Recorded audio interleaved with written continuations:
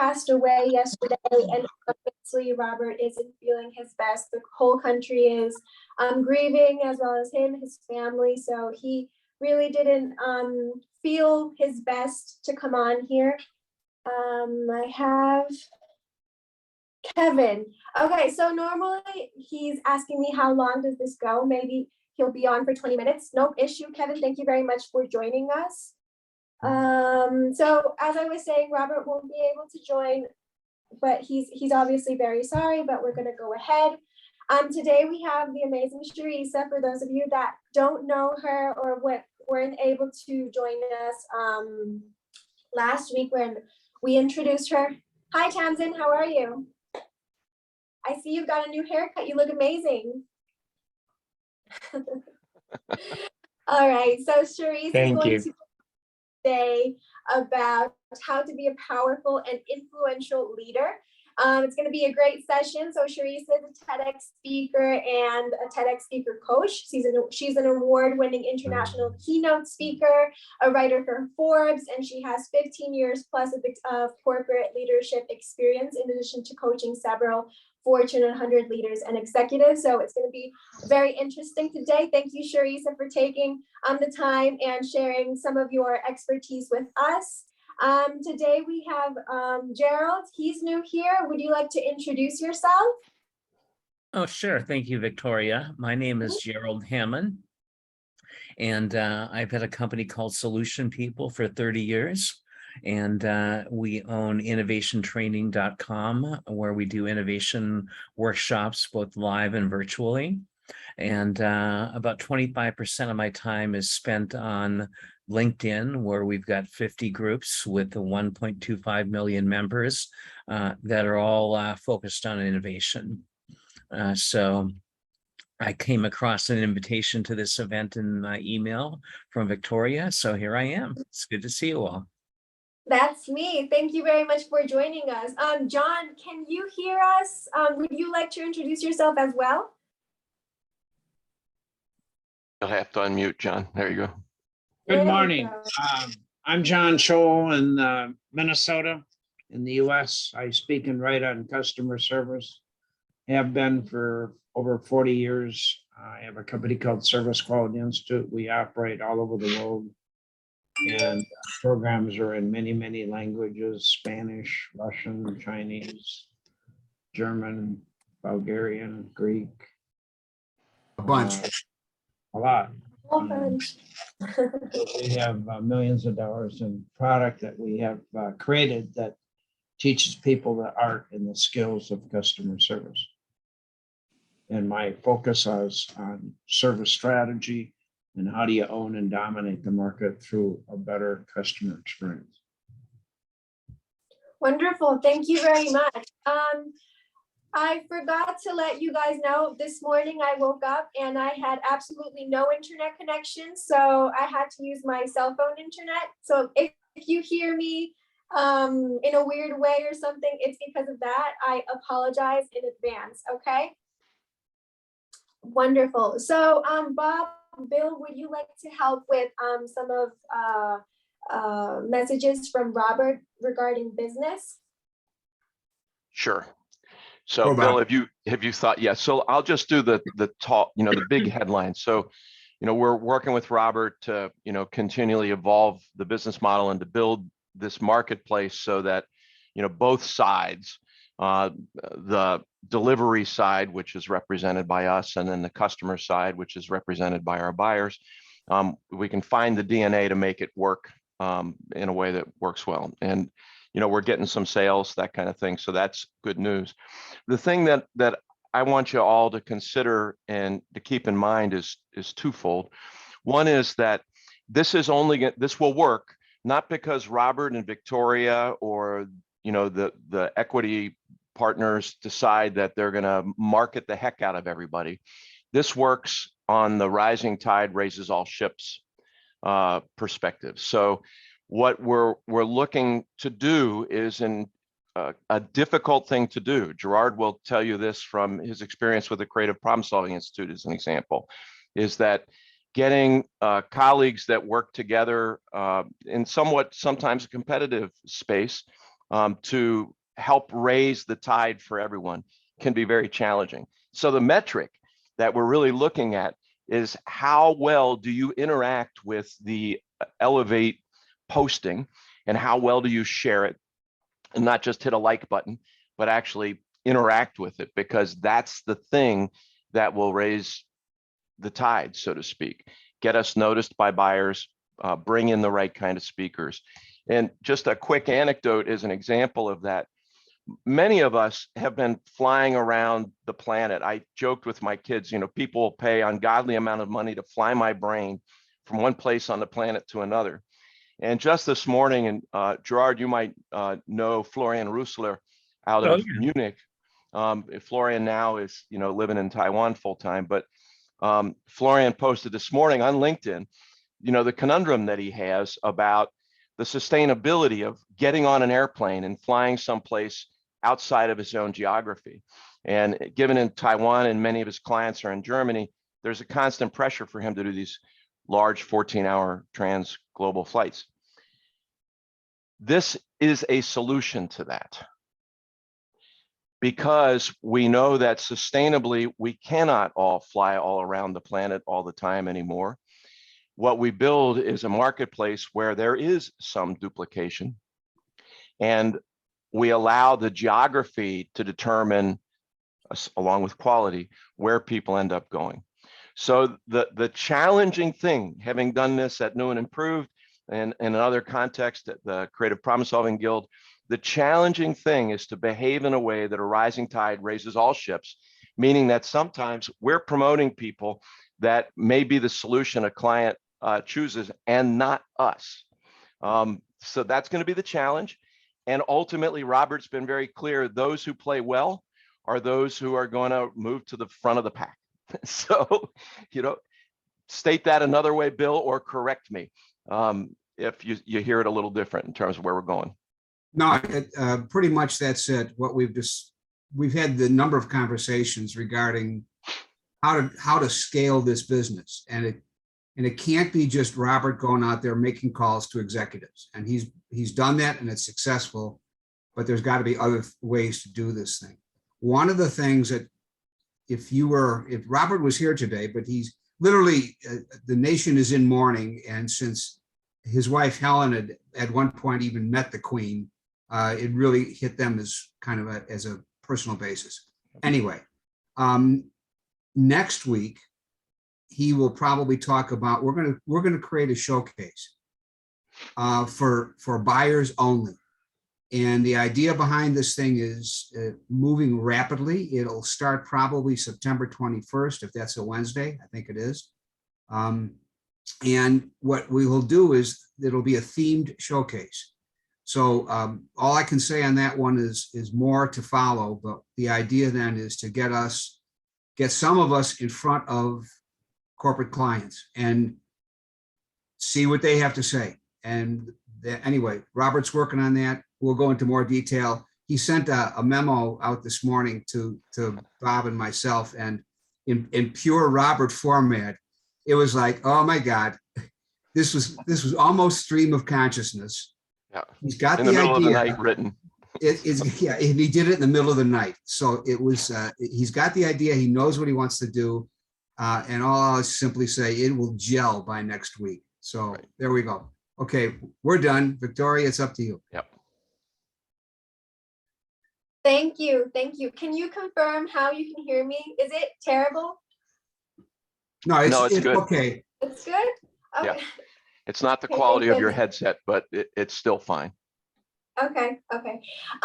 So adding to what Bob and Bill just said, there is a new modality on the website, and it was created because we do have enterprise buyers interested in price per hour. So if your expertise fits a price per hour model from 100 an hour and up, so please list. If you need any help, you can ask me.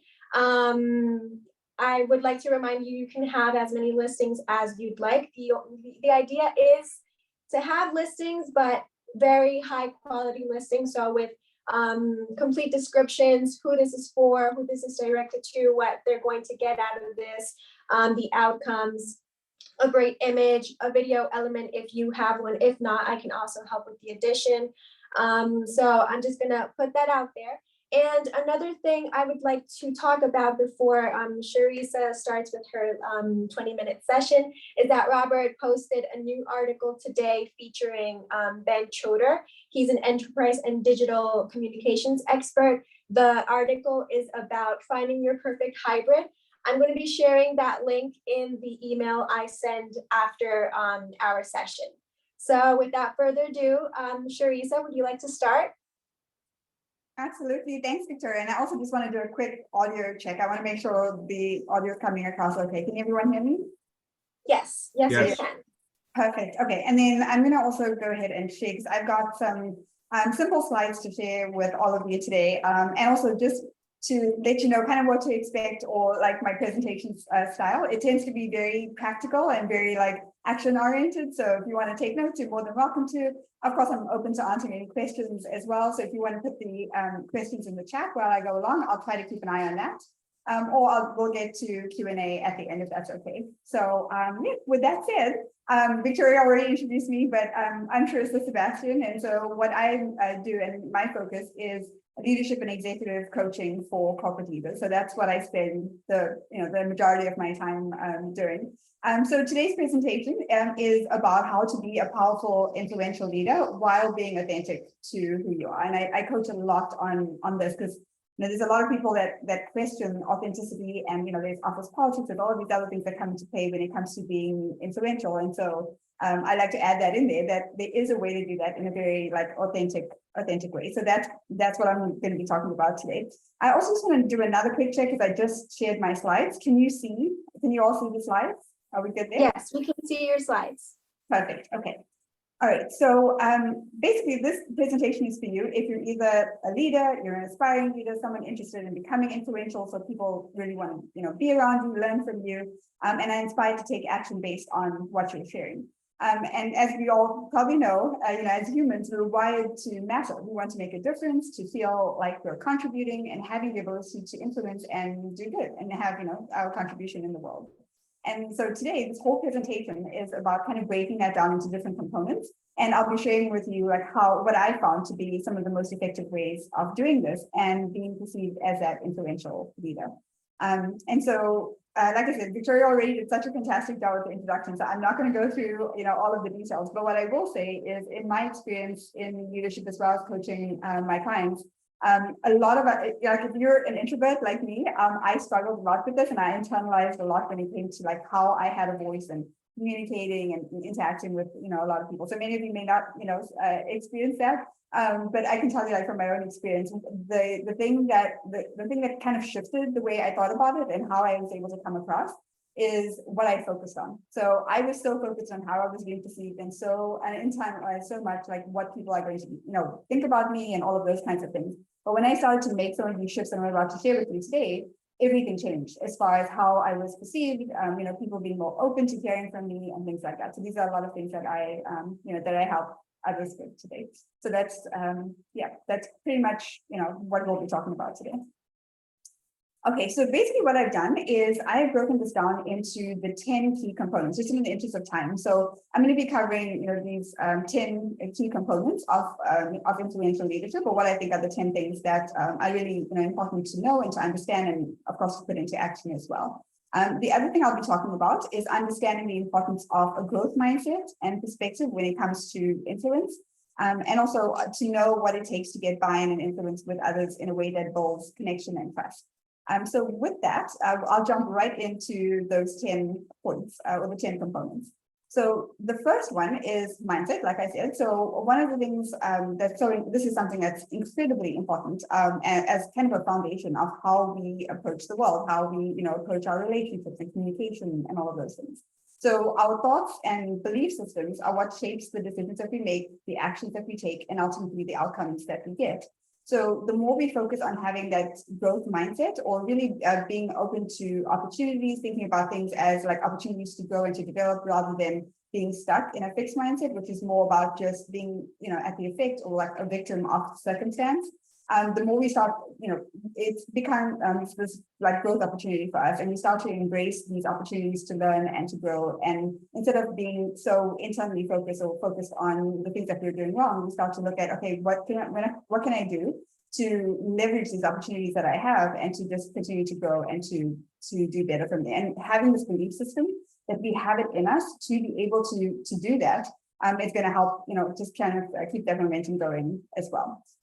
So as an example, a very simple example of this is like really just starting to believe that you are already influential, and we all are, right? We all are, we have the ability to influence, and we are already influential in our circles. And we have incredible value to share, right? It's just a matter of aligning that and knowing how to communicate that in a way that's going to be well received. So a couple of things to also think about when it comes to being an influential leader is thinking about things that are important to you, right? So what are the things that you want to be known for? What is important for you to be what areas are important for you to be influential in? What are you passionate about? What do you really truly care about? Because people that are really passionate about something, when they communicate, others tend to sit up and take notice of it. So they become almost magnetic, right? When they communicate from this area of being really passionate and really good communicators in that way. And also, it's also about asking, like, where can you contribute the most value in a place that's really needed, and that others are also really interested in learning about. So it's having that mindset that you already have the ability to do this, and just looking for opportunities to do that, and just continue to grow on, to build on that. The other thing, going on to number two, the second thing is your strengths. So it's being able to play to your strengths. And of course, you need to know what your strengths are in order to do this. And so with my clients, I work on the concept of what I call your leadership zone of genius. So it's all about understanding who you are. What are your values? What are you good at? Excuse me. What have you been really successful at in the past? What do people come to you for? What are you the go-to person for? What do people admire in you? Things like that. So just being really clear on who you are, how you come across, the value that you add, the strength that you have. Because the more you can incorporate that into that end goal, or whatever it is that you're trying to communicate, or however you want to be influential, the more powerful you're going to become. And so that's another thing to keep in mind, is just being really clear. And it's actually a little fun exercise that I have my clients do. If you're not clear on what your strengths are, first of all, there's a ton of tools online. There's a lot of assessments and things like that you can do. But another great way to do this is to pick at least 5 people that are close to you, that maybe have worked with in the past. It could be friends, colleagues, family, whoever it is, and ask them, what do they admire about you? What are the strengths that they see in you, and how do you demonstrate these strengths? Things like that, to help you get a sense of how you're being perceived and how you're coming across, and the things that that really stand out about you. And then of course you want to leverage those in how you communicate and how you go about being influential. So as an example, if you have a strength of, say, empathy and relationship building, and the people around you, just tell you, you're really good at this, you're really good at like connecting and having that sense of empathy, then of course you can leverage that to build connection, trust, and rapport with whoever it is that you want to influence. So knowing your strengths are so key in helping you to figure out how can I leverage that and make it easier, right, on yourself, as far as how you can create those connections with people.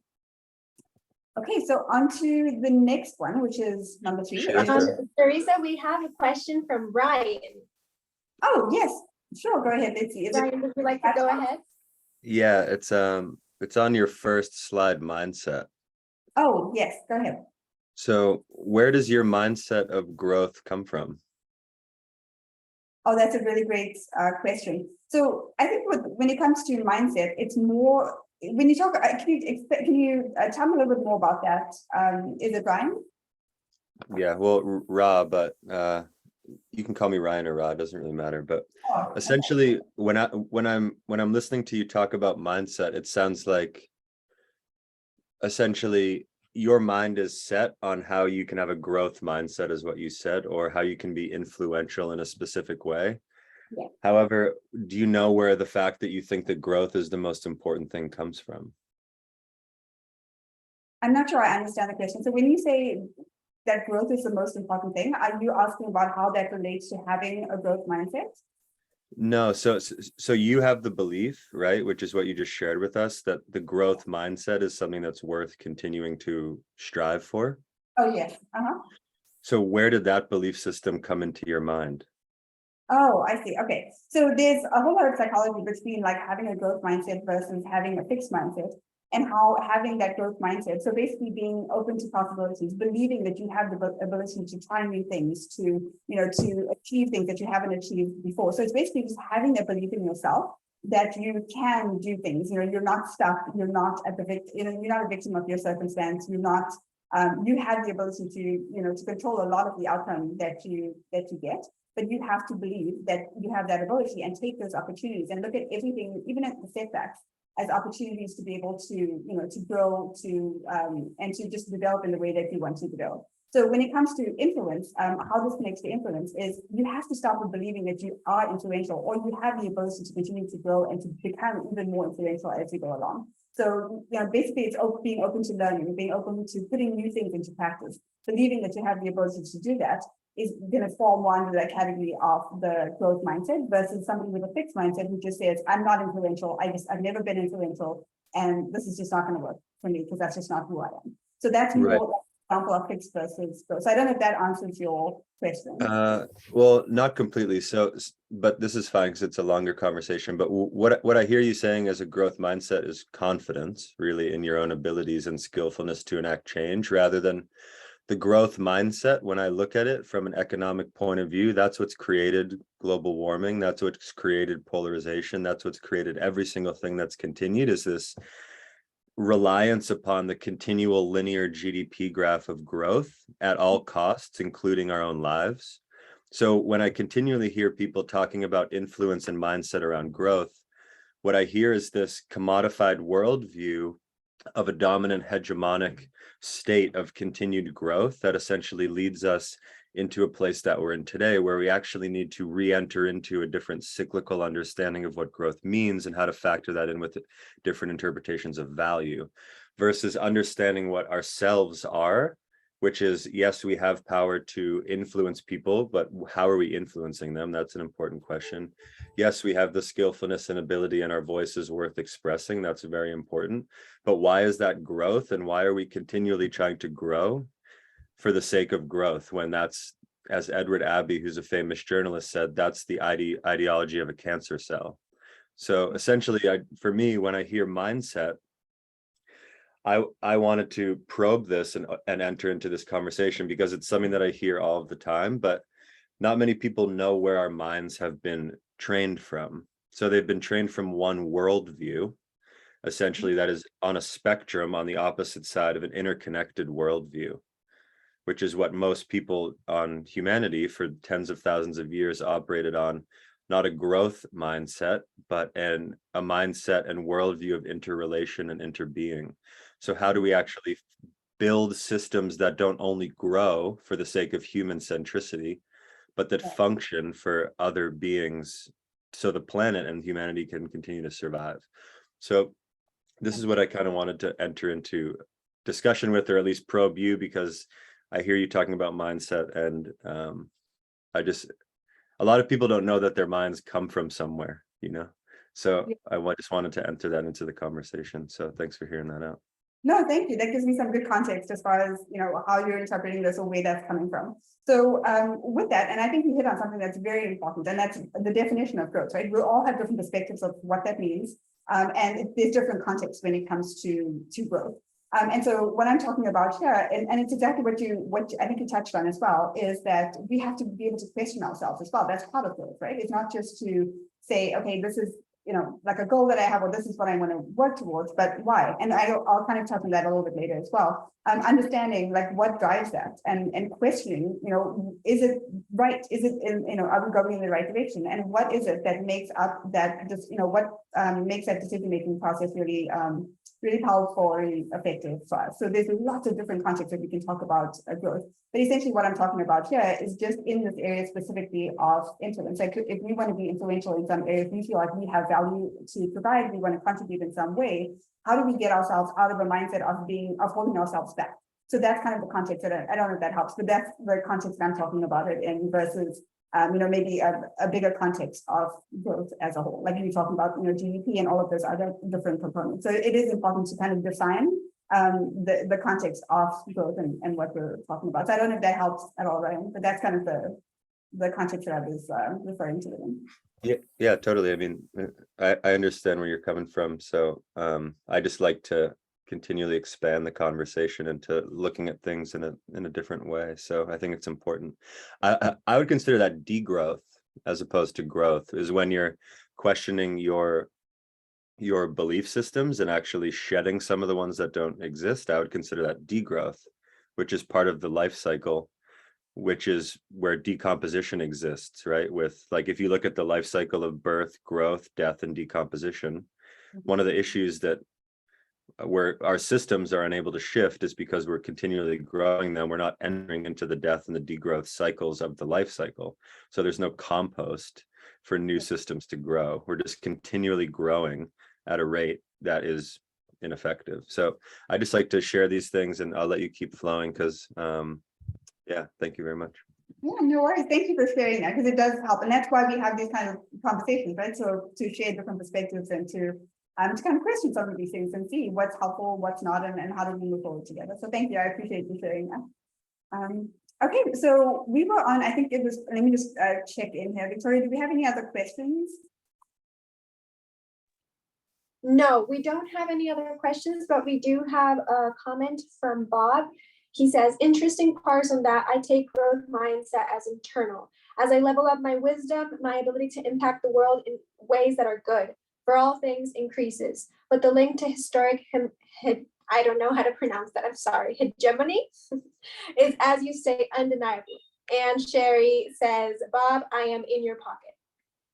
Perfect. Okay, and that's really the context that I was referring this, to this. So thank you, Bob and Sherry, for your input as well. That is very helpful. Bob, check your pocket. Make sure she's in there. Yeah, I looked. All right, perfect. So the third thing that I'm going to be talking about here, again, out of the 10 points that I'll be sharing today, is basically knowing your audience. And I think this is where I stopped. But basically, it's just knowing who you want to be influential over, right? So it's not just a matter of, it's not a one-way kind of conversation, but it's about also knowing who's on the receiving end of that, of what you're trying to communicate, so that you can connect with them and so that your message really gets across really clear. So like really being able to identify that audience, knowing who they are, taking the time to see, okay, who is it that I'm going to be communicating with? What's important to them? What are their concerns? What keeps them up at night? What matters to them?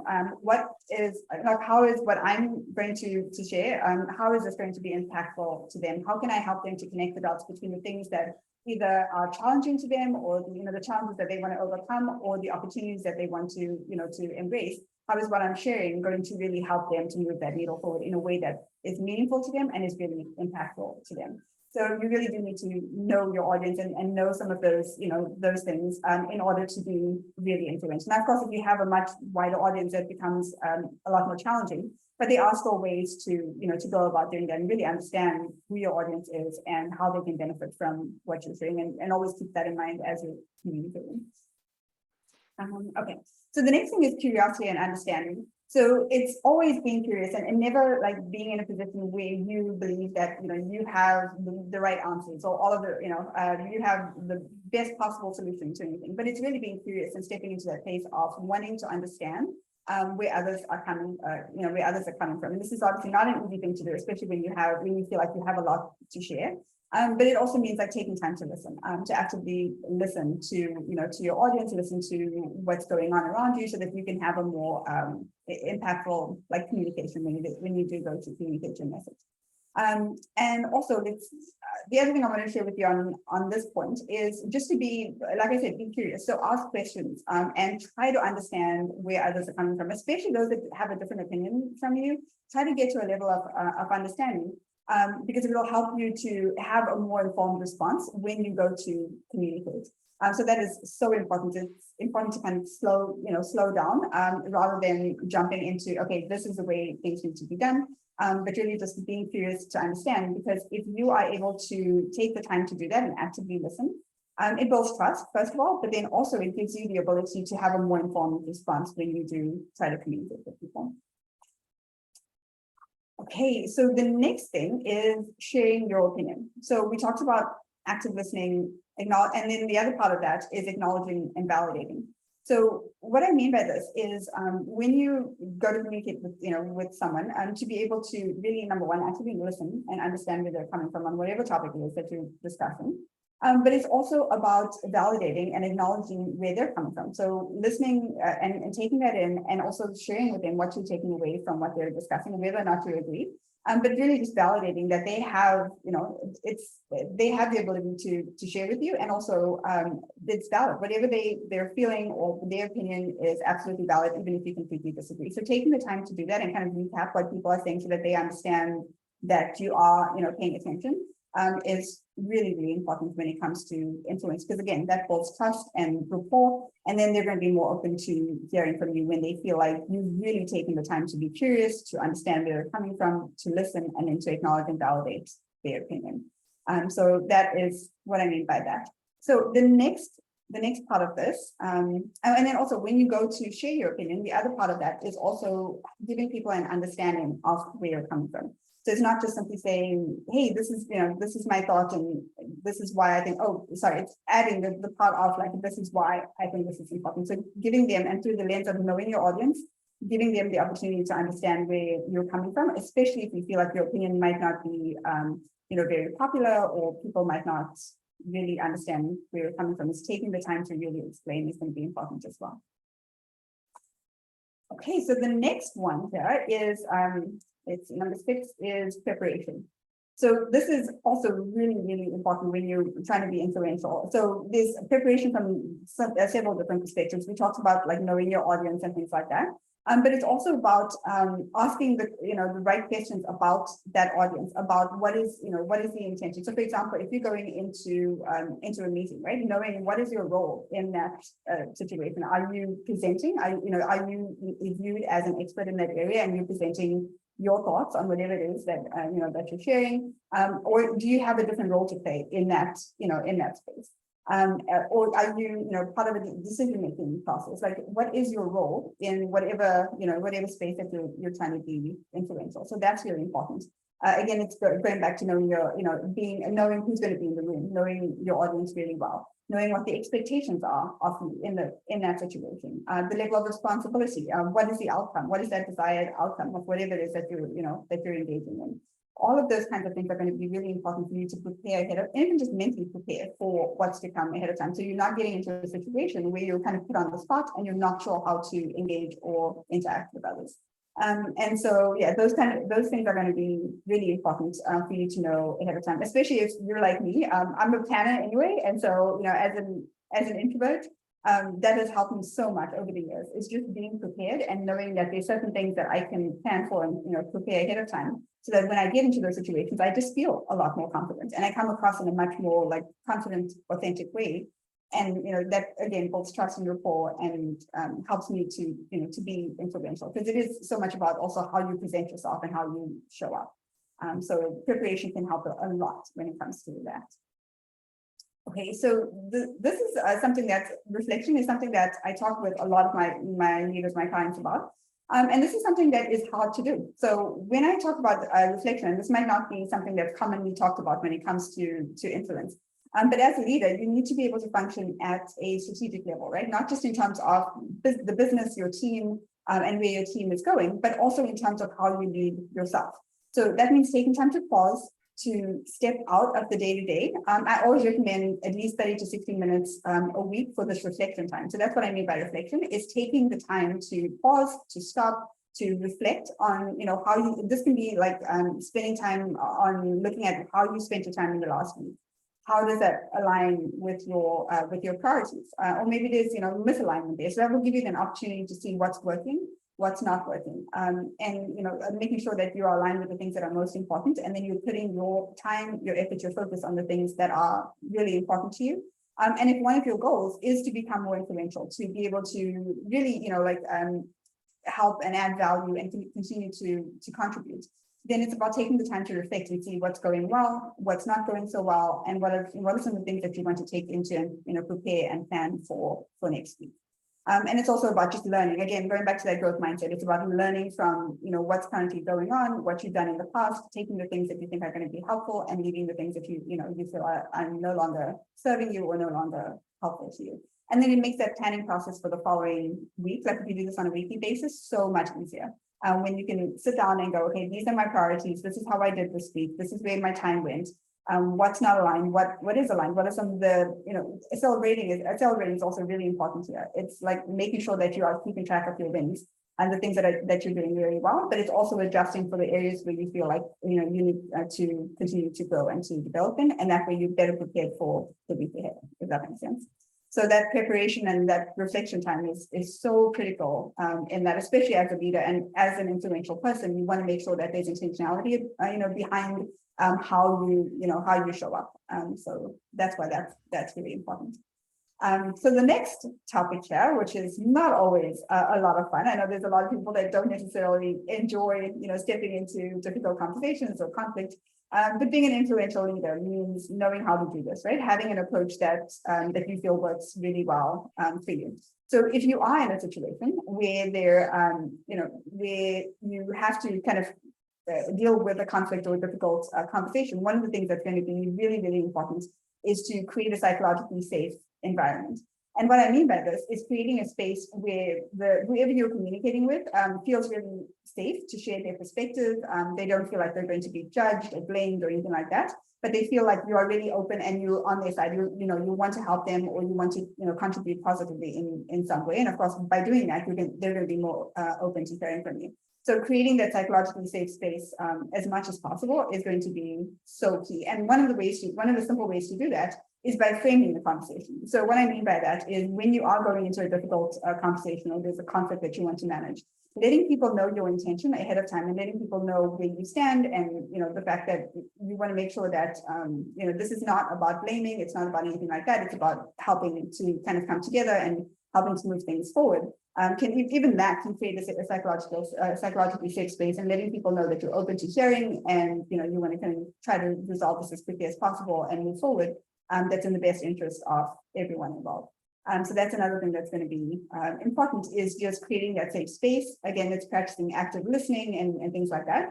Another key to this in handling conflict is finding common ground, making sure you understand what's important to the person or the people that you're communicating with, and what the objective is. What is that end result, and why is it so important to, for everyone to kind of be on the same page, or to at least address whatever it is that's causing that conflict. So that's another piece to that. Okay, so we're getting ready to almost wrap up here, almost at the end. But number 9 on the list of the 10 things is taking inspired action. So we all know, right? In any situation that we go in, there's only so much that we know. There's only so much that we can prepare for. And so there's obviously a lot that goes on that's outside of our control that we don't, we have no clue as far as how things are going to turn out, how we're being perceived, and all of those kinds of things, or exactly what needs to happen in order for us to have influence.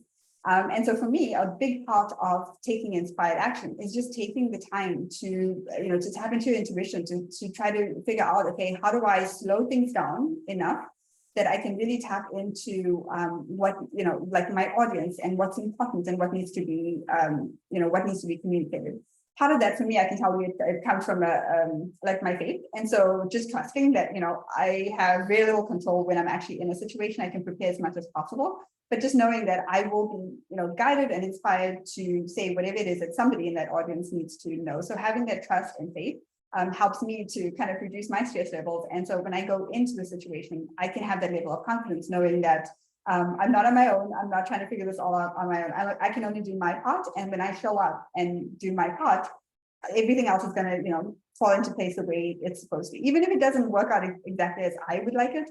But at the same time, it's having that faith and trust that some good is going to come out of it, and looking for that, right? So looking for the positive in whatever it is that you're trying to do, because there's so much at play that we don't know anything about. I mean, there might be situations that maybe you've been in the past, right? And you don't know what the positive impact that you've had. You may never know the positive impact that you've had. But having that perspective of there's other things at play at the same time, and just trusting that when you choose to show up and have that, positive intention and help people and, have a positive influence, that some good is going to come out of it. So having that faith and trust that things are going to, fall into place the way they're supposed to is also really important. And can help to, again, reduce that stress, so you don't feel like you have to figure it all out on your own. Okay, so last but not least is what I call your personal board of directors. So if we are to be influential, of course, it's going to be people that influence us, right? So we have to be really, really like intentional around who we allow to influence us. So it's about taking a moment and thinking about who are the 5 people that that you're surrounded with. And there's a quote, and I can't remember exactly who it is that said this. It's not even in my notes. But it's about the fact that you are the sum of the 5 people that you spend the most amount of time with. And so it's being really intentional about who you allow to influence. It doesn't even have to be people. It can be anything that you're exposed to. It can be the news outlets or, where you choose to get your information and things like that. So you're constantly being influenced by the world around you. And so if you want to be influential and intentional about being influential in a certain area, it's really helpful to take a step back and think about who has influence over you, and just making sure that that really aligns with the direction that you're going in, that you feel supported, that you feel like the people around you are the people that are going to help you to grow and develop, and the people that you can also contribute to. So that's what I mean by your board of directors. Who are those people in your inner sphere that really have influence over you, and do you want to expand that? Do you want to look for people that maybe are going to be really helpful in getting you to where you want to be and helping you to be even more impactful and add even more value as you go along. So those are the 10 things that I want to share with you today. I know this was like a fire hose session. I was trying to see how I could fit this into the 20 minutes.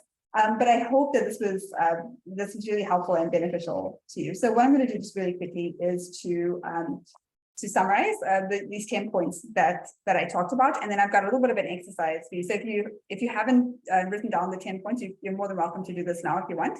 But it's basically mindset. So starting with how you're perceiving yourself, reducing any negative self-talk, those kinds of things, but really putting yourself mentally in a powerful space to be that influential leader that you want to be. And also being others focused is so important there as well. So just making sure that you understand your audience, who you want to be influential over, and you really genuinely care and you want to contribute in a positive way. Because I found that was one of my keys to being able to even present like this.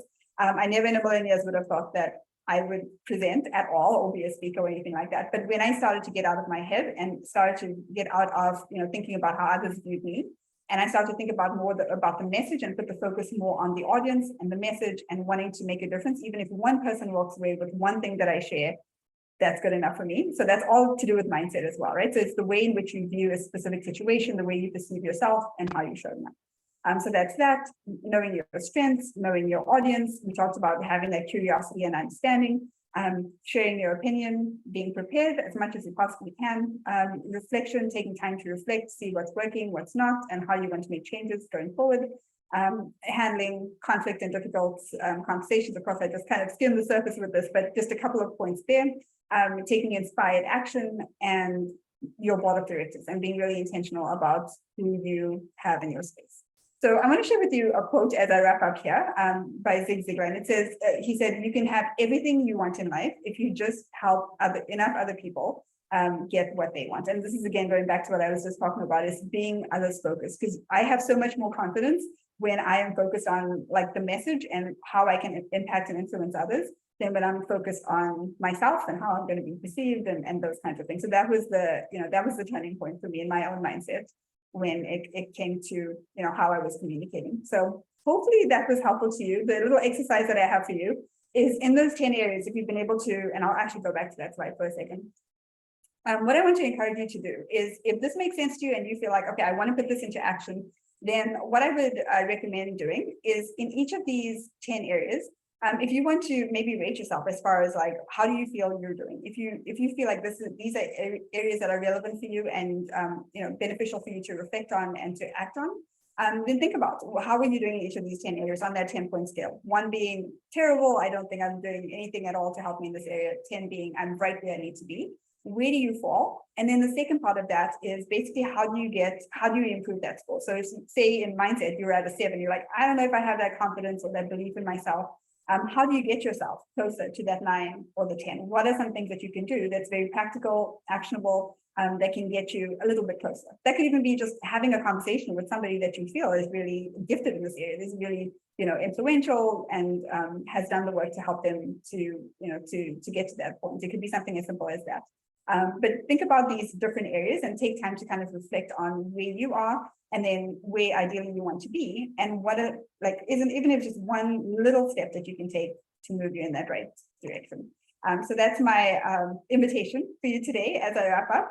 But hopefully this was helpful. And of course, I'm happy to answer any questions. I see there's a few messages that I haven't looked at yet in the chat, so I don't know if there's any questions in there. But I'm happy to answer any questions that you may have at this point. Also, if you want to reach out to me afterwards, if you have any questions, you want to chat with me about anything that I shared today or anything else, this is the URL. So it's leadershipmasteryalliance.com/book call, or you can email me at info@leadershipmasteryalliance.com. So thank you all for your time today. I really, really appreciate it. And I hope you at least took one thing away from the presentation today. Thanks, Victoria.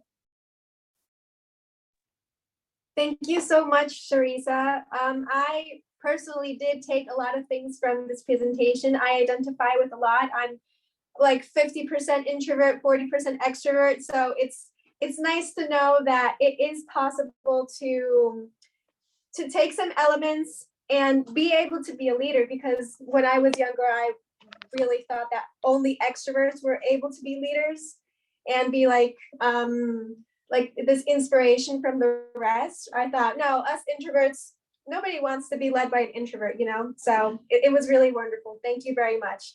I'm not sure if anybody else has a question or a comment that they would like to add.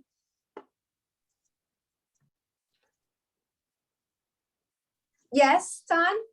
Hi, so thank you very much. Appreciate that. You're right. It was like a fire hydrant, lots of information. So I'm going to listen to the recording. But one thing about mindset, I think what you were getting at with the growth mindset is not necessarily growth for growth's sake, but progress, always improving. I listened to a room in Clubhouse, and it's called Progress Over Perfection, because a lot of people are going for perfection mindset. No one's perfect, but if you're always progressing, if you're always improving, you're always changing for the better, for the good. There's an African saying called Ubuntu, UBUUNTU. And as I grow, you get to grow. When I'm my best version of myself, you guys get to be the best version of yourself. And it frees people to be the best version of themselves. So you were your best version. I appreciate that, Sharissa. I would just say for myself, if you could slow down, but I know it was a lot of information that you were trying to get out in a short period of time, but I don't think my hands could write that fast. Sorry about that, Don. And thank you so much for that. And I love what you said. It really is about that. It's like progress over perfection. So yeah, that is a big part of growth mindset. So thank you. I really appreciate your comment. And as a South African, I definitely identify with Ubuntu. Totally, I get that. And I love that you brought that up. So thank you. Wonderful. Anybody else? I'll just throw in one comment on the point about reflection. That is incredibly hard at times. When I talk about reflection, I say, in a leadership sense, what was your role in the success? What was your role in the failure? We love to think about our roles in success. We hate to think about our roles in failures. At one point in my career, I fired an engineer, and it took me 3 years to realize I put him in over his head. It was my fault. And I ruined a friendship, absolutely ruined a friendship. He won't talk to me till this day. And it took me 3 years. So it's not an easy thing to do when you say reflect. That's all I got to say. Thanks, Paul. Yeah, that's a really good point. Is in that reflection time, taking time to also evaluate the why behind it, right? So when things are not going well, digging a little bit deeper and also taking accountability for that. So it's definitely not always a pleasant thing to do. But when you can get to that point of acknowledging, I see where I could have done something better, then it gives you the ability to grow and to progress. So Right. Thanks for saying that. Yeah, not easy. Well, I'll pile on what Bill just said, in that I can't do that. I can't. I find that no matter how much I meditate or do self-reflection with just the thoughts inside my own head, I can't get there on my own.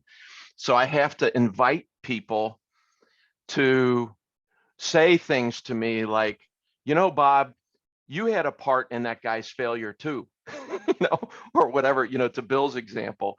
It's, those are those folks I call my integrinators. I know how I want to be, and I can tell others how I want to be. I can describe that, and my closer friends, family, and colleagues know how I want to be, but I sure as heck can't do that all the time. And when I'm not being it, having people around me that I call them my integrinators. They remind me, yo, dude, you're not being it. And in that moment of humiliation, if you will, humbling, can point my brain, my being, my behavior in a pattern that's more appropriate. So that's the hardest part, I think. I would think that could be part of the board of directors. Yeah. Yeah. Keeping you honest. Yeah. Love it. You have to invite it though, don't you? Oh, yeah. Sharissa, you have to, and repeatedly invite it, like one and done is not it.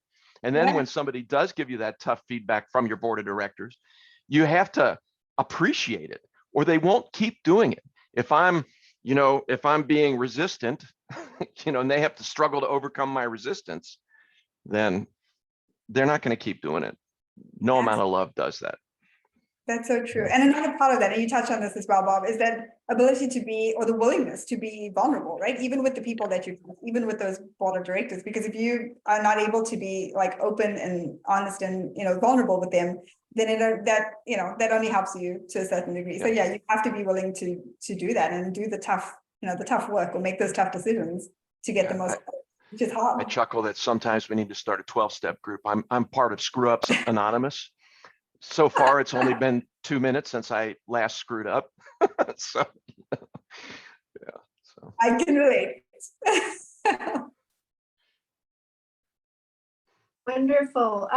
Kevin says, thank you. Thank you very much, Sharissa. We really value your participation today. More to come next week. Hopefully, Robert will be joining us. I will also be sending an email after this session with some links. I will be linking Sharissa and also her email if you would like to connect with her. And no, that would be all. Thank you very much for joining us. And I hope everybody has a wonderful weekend. Thank you. Thank you. be well, everyone.